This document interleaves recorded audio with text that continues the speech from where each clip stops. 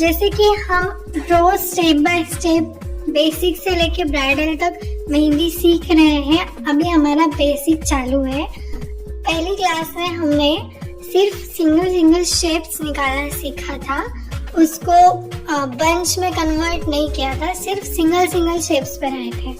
तो आज हम उन्हीं शेप्स को उठा के इसका एक बंच बनाएंगे, जिससे कि आपको प्रैक्टिस हो कि एक के ऊपर एक शेप्स कैसे बिठाते हैं, शेप्स कैसे मैनेज करते हैं। तो आज की क्लास का हमारा 15th डे है, I think yes 15th day है आज की क्लास का। इसके पहले हमने जो 14th वाली क्लास दी है उसमें हमने सिंगल शेप्स सीखे हैं, ये वाले सब। तो अभी हम इन सारे शेप्स का बंच बनाने वाले हैं।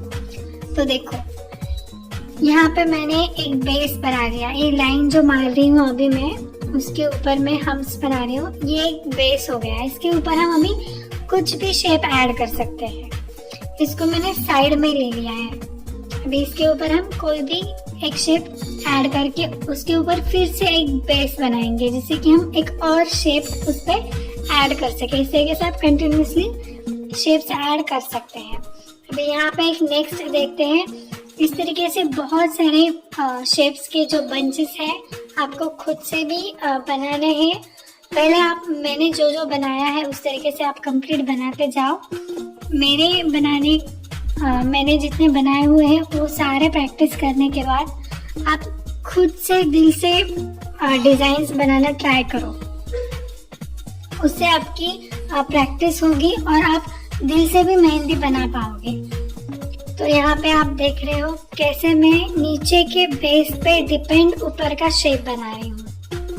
नीचे जिस तरीके से बेस बना हुआ होता है उसी से हमको आगे की डिजाइन कंटिन्यू करनी होती है।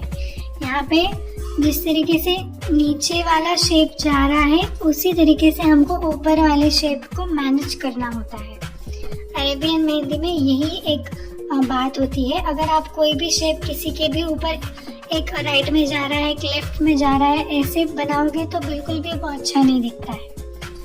पहला शेप कौन सा है उस पर डिपेंड करता है कि आप नेक्स्ट शेप किस एंगल में लोगे, है ना। अभी देखो मैं किस तरीके से बना रही हूँ। नीचे जो बेस है उस पर डिपेंड होता है कि आगे कौन सा शेप बनाना है। तो यहाँ पे हम सिर्फ शेप की प्रैक्टिस करेंगे। इसके अंदर मैं फिलर एलिमेंट्स कुछ भी डालने वाली नहीं हूँ, वो हम आगे देखेंगे कि फिलर एलिमेंट्स फिनिशिंग के साथ कैसे उसमें ऐड वगैरह करने हैं। अभी हम सिर्फ शेप बनाना सीखेंगे, शेप के बंचेस बनाना सीखेंगे। ये क्लास की प्रैक्टिस करने के बाद आपको ये एक प्रॉब्लम कम होगी कि इसके आगे क्या डिजाइन निकालूं। ये जो सबकी प्रॉब्लम होती है ना, वो एक कम हो जाएगी। आप जितना ज़्यादा प्रैक्टिस करोगे उतना ज़्यादा आपको डिज़ाइन याद आने लगे कि इसके आगे क्या निकालो, इसके आगे क्या निकालो। ये जो याद नहीं आता है ना, तो ये सारे शेप के जो बंचेस की आप प्रैक्टिस करोगे तो वो एक प्रॉब्लम थोड़ी सी कम होगी। आपको डिज़ाइन ज़्यादा याद आने लगेंगे। नीचे के शेप पर डिपेंड होता है कि हम आगे क्या निकालें। ठीक है, ये एक बात ध्यान में रखो। सिर्फ जो मुझे कमेंट्स कर रहे हैं और मुझे डीएम्स में उनकी प्रैक्टिस भेज रहे हैं, उनको सच में बहुत सारा थैंक यू कि आप हमारे क्लासेस देख के सीख रहे हो, प्रैक्टिस कर रहे हो। आई होप मेरी क्लासेस देख के आप सीख रहे हो अच्छे से और अच्छे से आपको मेहंदी आ जाए जब आप ये पूरा कोर्स कंप्लीट करोगे।